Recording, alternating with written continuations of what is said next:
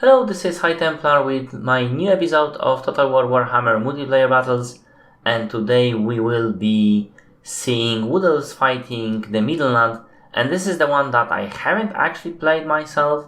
This one is between the Ninjahund, who will be controlling the Wood Elves, and the Celestyr, who is playing Middenland. Now, mind you, Ninjahund is a rather well-known player. He is organizing some tournaments. And, well, people know him. He does have his Twitch channel, so check him out. And Celestyr is one of the players I play with a lot, with him, against him. We did some head-to-head campaign, so just have a look. For the Wood Elves, Ninjahund brought single unit of Tricking, because he was most likely afraid of fire wizards. And then 5 units of Eternal Guards with shields. Those guys are pretty sturdy, but will lose to the swords. A Spellsinger of Shadows on the Eagle. 2 units of War Dancers with Azrai Spears on the flanks, and 4 units of Glade Guards, Starfire Shafts, supported by the Wellstalker. I do like pretty much everything about that build except for the Orion.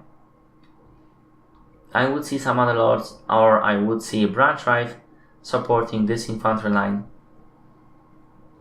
Possibly not using Azrai Spears, since they are very good at what they do. Just they are very focused, and this entire army so maybe not as flexible as I would like to, but Ninjahund is an expert player, so he might be explaining why he did this. Then we have an army of Midland.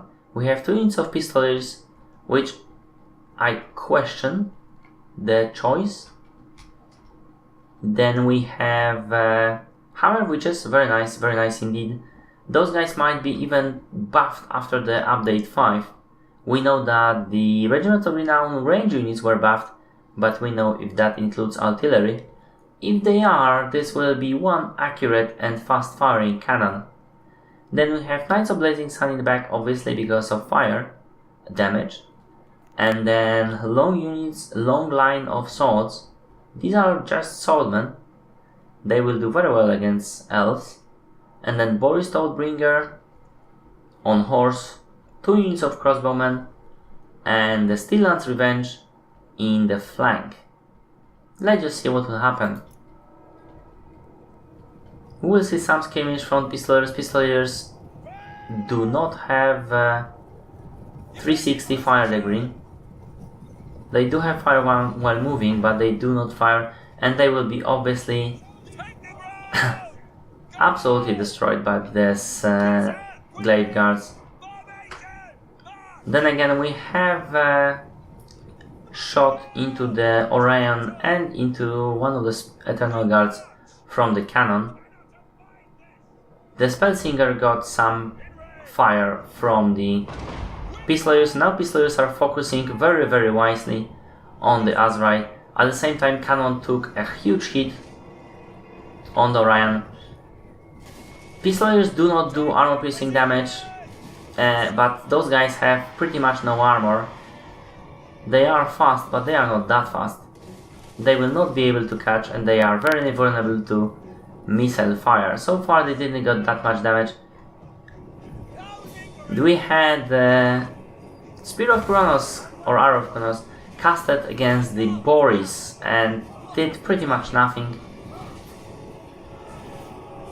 We have a main engagement here.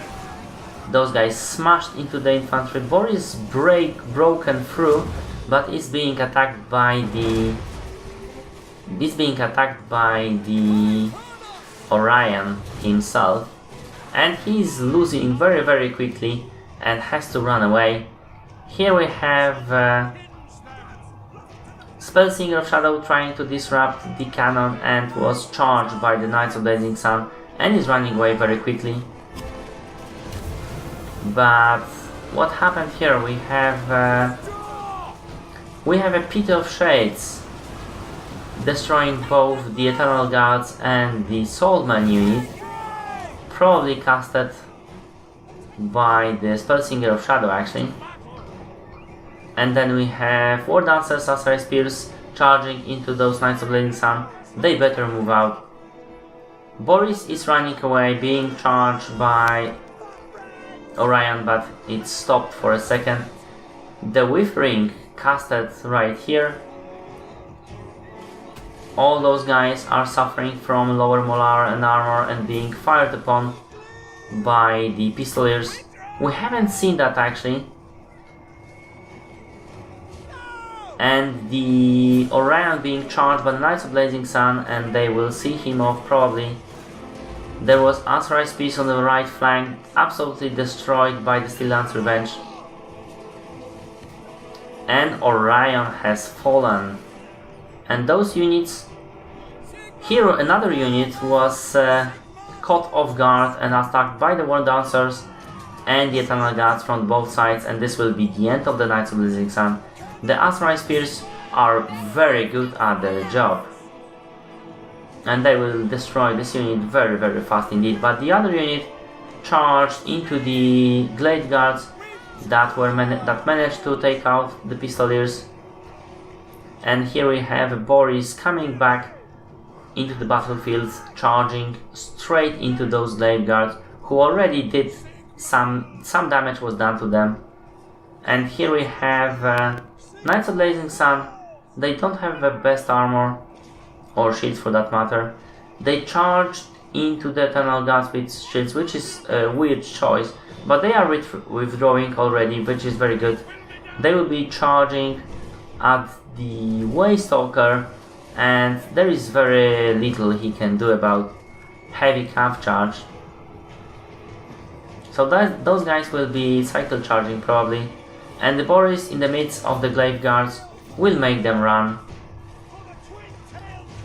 Here the situation has gone slightly into the favor of the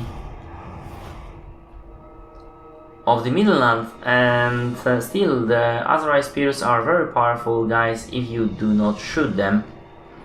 If you just want to fight them, they are very powerful indeed. But it seems that Ninjahund has actually withdrawn from this combat, seeing no chance of actually winning it. I would stay for the fun of it, but it is looking pretty grim. With all the range units taken out and the Wizard of Shadow still available, and quite possibly the cannons could be saved against 2 units of swords and then some crossbowmen and some crossbowmen here. Those Azrai Spears, if they taken over the cannon, that would be pretty much over. And there is still full Steel Lance Revenge, very much alive, firing into the ranks of those guys. So yeah, this is it. Let's have a look at the kills. We have very few kills from the Orion, but he was focused by the artillery, and he did see Boris Todbringer off at the very beginning of the battle. Waystalker was firing at the Knights of Blazing Sun. However, the most importantly, he was actually buffing the Glaive Guards units, and he was doing that very well. The War Dancers, the one that was stayed in life, very good performance indeed. The other one that was caught by Steel Lance Revenge and the Pistoliers will not do much damage. The Eternal Guards did pretty good, but not well enough, and the Spellsinger did 44 kills, which is quite amazing. The Trikin did what it's supposed to be doing, tanking some damage. On the side of the Middenland, we see Boris did very few kills, but he did a lot of scaring. Knights of Blazing Sun did very well, except for this unit who was caught between 2 units of spears, and that was losing attack order, I believe, after being attacked in the back from the Azrai Spears. A few seconds of 2 seconds is enough. You won't see it for 2 seconds, and then your guys will charge back into the fighting the spears, and then we'll be sandwiched. Pistoliers didn't do much. as expected. They did some damage on the Spellslinger, they did some damage on the Azrael Spears, but that's not impressive. Still not revenge, still plenty of ammo, full health. Could be playing that game for a long time. The crossbowmen did very little kills, but they did some health damage on the Glaive Guards and Orion, which is very important indeed. And the Swordmen did pretty well. Hammer of Witches, very well indeed. Not only did kill Orion, took a lot of health from him, but also scored 19 more kills. And that is pretty much it. Grey Wizard did splendidly. And yeah, that's pretty much it. I hope you like it. If you did, press like, comment if you will. And see my other videos. I do mechanics videos and DLC analysis and speculation videos for Total War Warhammer. But I will also do Let's Plays for Total War series and other games. Thank you for watching, and see you later.